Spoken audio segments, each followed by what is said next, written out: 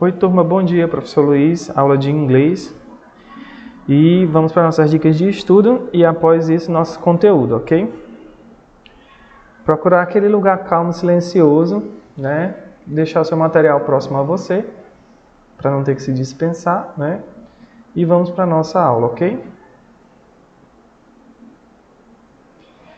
A gente vai falar hoje sobre verbos auxiliares em inglês, né? Assim como no português, são os verbos que têm a função de auxiliar outro verbo, o verbo principal, em uma oração. Na língua inglesa, os verbos auxiliares são divididos em duas classes, verbos modais e verbos auxiliares. Verbos modais. Os verbos modais influenciam o sentido do verbo principal. Eles sempre acrescentam algo ao significado, geralmente dando a ideia de permissão, de obrigação, possibilidade e etc. Alguns dos principais verbos modais são o can, o could, o may, o might, o should e o ought. Né? Que tem o to no final também, que é o ought to, certo? Então aqui a gente já vai ter os exemplos para a gente estar vendo esses modais, certo?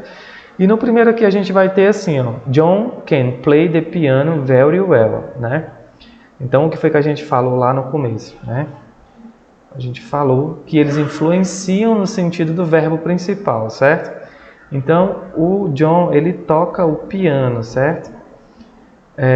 Então qual a influência que vai dar qual a ênfase que vai dar nesse tocar o piano, né? A gente vai botar ali o very well, né? Então que ele toca o piano, né? Que ele tem essa capacidade, habilidade de tocar muito bem o piano, certo?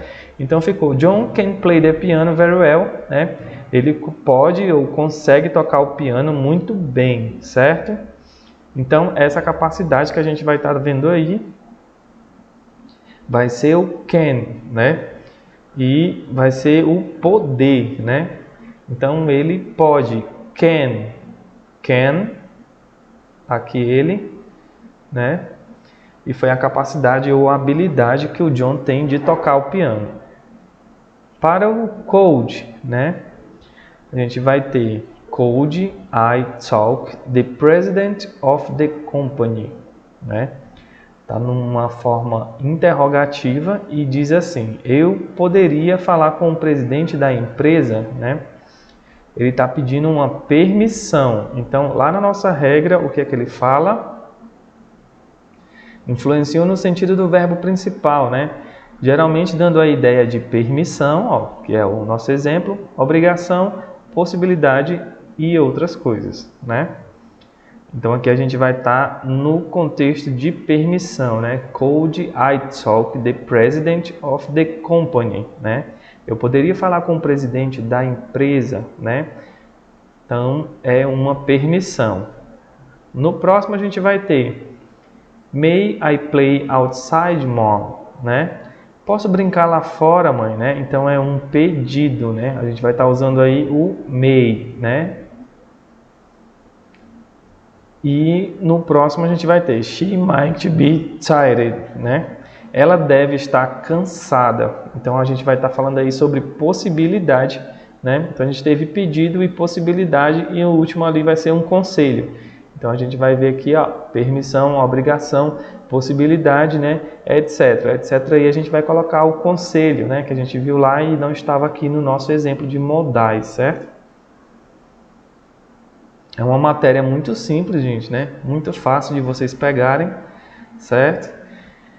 E vamos aqui ver a parte do conselho, né? Então a gente vai ter assim no exemplo, ó, you should pay attention to the teacher, né? Você deveria prestar atenção na professora. Então é um conselho, né, gente? Ele entra assim como modal, certo?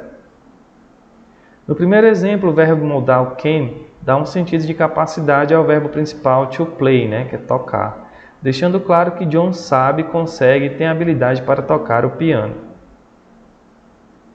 Verbos auxiliares. Os verbos auxiliares não modificam o sentido do verbo principal, né, e confira quais são os verbos auxiliares mais usados e saiba mais sobre a função de cada um deles nas frases. Então a gente vai ter o verbo to do, né? Como a maioria dos verbos auxiliares, o auxiliar to do não tem significado próprio. Ele apenas se une ao verbo principal para formar frases e o seu significado depende sempre do verbo principal. To do possui duas flexões de presente, né? Do e does. E uma flexão de passado, did, né? Do é utilizado com os pronomes pessoais, né? I, né, que é eu, you, você, we, nós, e they, que é eles, né? O does é usado com he, ele, she, ela e it, né? Pronome pessoal usado para fazer referência a animais, coisas e objetos, né? Did é utilizado com todos os pronomes pessoais, tanto do quanto does costumam ser utilizados em frases interrogativas e negativas. Em frases negativas é possível usar as formas contraídas, aquelas formas contraídas que a gente aprendeu, né? Que é o do not, que você tira o o ali do not, né? E junta tudo e fica o don't. E o do is not, né? Que vai ficar o joist, né? E eu vou deixar para vocês aqui esses exemplos, né? Usando essas formas. E a atividade da página 23 e 24, ok?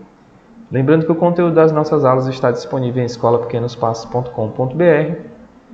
Se você não é inscrito no canal, se inscreva para estar recebendo os lançamentos de vídeo, né? As notificações, marque aí o sininho. Siga a gente nas nossas redes sociais, deixe um like nesse vídeo. Eu vou ficando por aqui. Agradeço a todos. Até a próxima aula.